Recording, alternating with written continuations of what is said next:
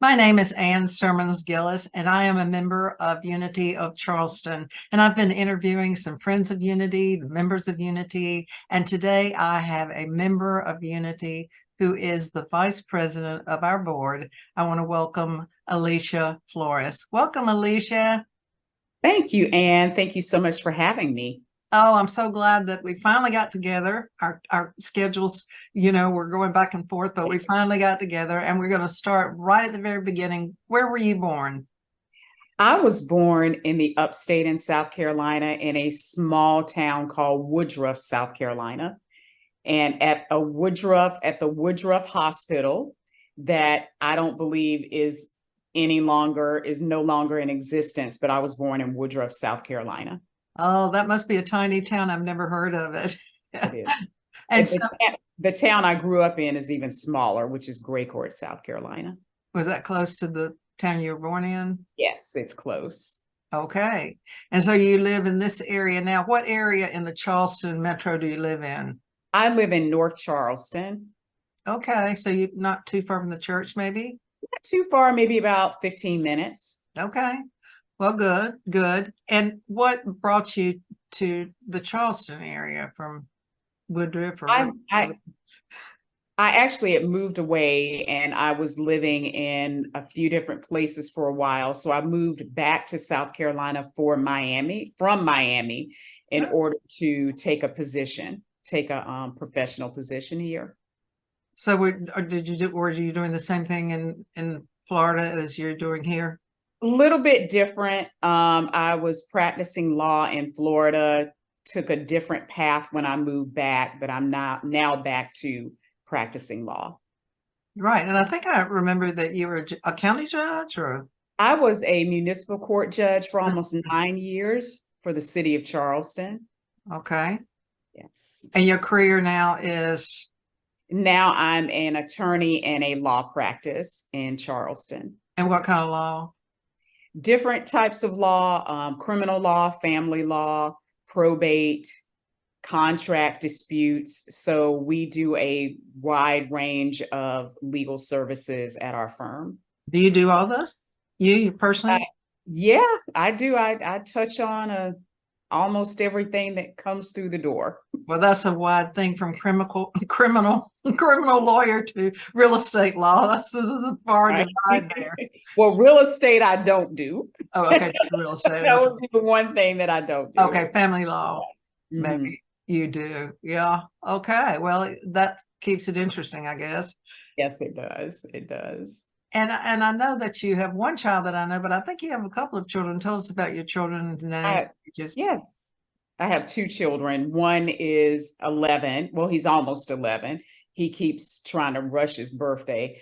But he's 10 now. He'll be 11 next month. And I have an older son who's 21. okay. And then I know the younger one lives here, but the older one, does he live here too? He is Yeah. a student at the University of Kentucky. He's home for a semester taking classes online, but he'll be back on campus in the spring. Okay. That sounds good. So let's move from what you did in the external world to what you've done in the internal world. Could you tell us a little bit, just briefly, about your spiritual search? Okay. I think my spiritual search or journey started at a very young age, very young age. I can remember being under the age of 12 and being curious about the afterlife and about God and spiritual things. And so that pretty much led me down a path of being a seeker and always seeking the truth about things related to spirituality. And where did that take you? I mean, were you a member of a church? I was raised in a Baptist church in Lawrence County, South Carolina. And I was taught the basics of traditional Christianity. And I think that played a huge part in my growth into spirituality. It just it was a big part of my journey. And Well, so after leaving for college, I went away to college, not far, to Columbia, South Carolina. And in college, I became part of Christian groups and a gospel choir, and I was involved in different churches there. So I think I probably have attended or been involved in it probably, I don't know, 7 to 10 different denominations, from Pentecostal churches to Orthodox churches. I've attended Catholic churches. And I think that my experience within these diverse aspects of Christianity were part of my journey, and seeing how individuals worship in different ways, and also experiencing different types of spirituality as I think came into what I would eventually find comfortable in my spirituality. I also visited different religions, in different types of religious institutions or worship centers. And I lived in Los Angeles for about 5 years, and I remember visiting a Buddhist temple. And so I think every aspect of spirituality, or every type of church denomination or religious affiliation, has something to offer in our path, in our journey, in our spirituality. well, how did you end up at Unity? So have been in a church for about a decade, I think over a decade, the Episcopal Church. And I just felt like I just needed to experience something different. And so I think I just went online and Googled something like spiritual churches or meditation. I can't remember exactly what it was. And Unity Charleston came up. And so I started looking at services online, and eventually made my way to an in-person service, and the rest is history. So I've been attending Unity for, I think, close to 2 years now. Yes, in terms of the membership for this church, we were both in the same membership class. Yeah. Yeah, if you remember that. So you've deepened your spirituality over the years since you were young, and now you've probably arrived at some kind of philosophy of life. What would you say, just in a few short sentences, what is your philosophy of life? Okay. And I would say also, Anne, I'm still evolving. I don't know that we ever stop evolving in our spirituality. But my philosophy in life is to go with the flow, choose a path, choose the path of least resistance. When circumstances present themselves in your life, you accept the circumstance that you're in, and you recalibrate and you move forward. So I believe in spirituality, in meditation, in reflection, in drawing upon the ancient wisdom of the sages, and draw upon anything that enhances your love towards others and your love towards the source, whom I refer to as God. That's a beautiful philosophy. Absolutely no doubt about that. Well, along the way, or even now, do you have any favorite books or authors that you feel like impacted you? I do. One is Leslie D. Weatherhead, and he wrote several books. But one of my favorites is The Agnostic Christian. And it's either The Agnostic Christian or Christian Agnostic. Yeah. And it basically just it helped me so much along my journey.